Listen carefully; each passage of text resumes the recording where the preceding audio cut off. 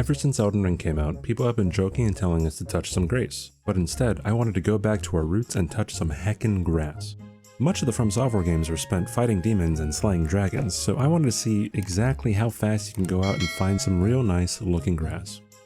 Also, I saw George's video about touching grass in Mario and I want to do it for the Souls games, so don't judge me. And yes, when I say Souls games, I do include Bloodborne and Sekiro. Anyway, starting with the first Souls game, Demon Souls, I wanted to see how fast you could touch some nice grass. What's interesting is that you can see the ground is overgrown throughout the first part of the tutorial level. But I'm looking for some real grass found on some real dirt. Thankfully, we don't have to go far for some weird looking grass. Next, we have Dark Souls 1. We start in the Undead Asylum, and as you can see, there isn't much grass around. There is some green looking stuff around the first bonfire, but I'm definitely not counting that since it can be mistaken for moss, and I am not being exposed for touching moss instead of grass for this video. So we have to talk to Oscar and kill the Asylum Demon to exit the Undead Asylum, and we see more green stuff. Again, I'm not satisfied, so we take the crow to Lordran. And here we have it, some nice flowing grass. Moving on to Dark Souls 2, we can see that we have a long journey ahead of us. Yeah, so this one was a freebie. And thank God it is, because I definitely do not want to play more of this Souls game. Please don't hate me in the comments. In all seriousness, Dark Souls 2 is the only game in the franchise to not require you to make a character before playing the game. This means that we actually spend less time playing the game both before and after clicking the new game button. Next game on our list, we have Bloodborne. And I know what you're thinking. This game is pretty much monochrome and has no real color. And you're kind of right. You can kind of see some random grass along the way, but that's all black and gross.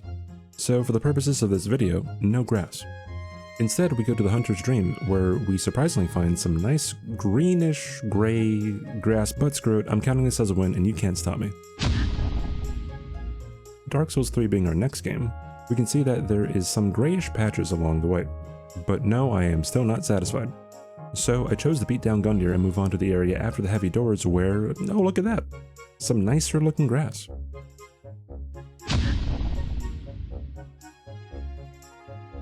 Moving on to Sekiro, we have yet again some sad excuses for grass along the way. But I'm looking for some thick patches. And thankfully, we found some grass that looks pretty decent. Well, that wasn't very nice. And lastly, we arrive in Elden Ring. Since this is the game that you saw in the thumbnail, we are not settling for any dead-looking grass along the way. We want the real thing. So we have to jump off before the Grafted Scion, go up the elevator, and here we are. Some nice green-looking grass. I just want to give a shout out to From Software for making this surprisingly easy for me. So yeah, thanks Miyazaki. So there you have it. The question is finally answered, and here is the list of how fast it takes to touch grass in each Souls game from fastest to slowest. Thank you for watching, and don't forget to like and subscribe so you can encourage me to make more videos and avoid more grass.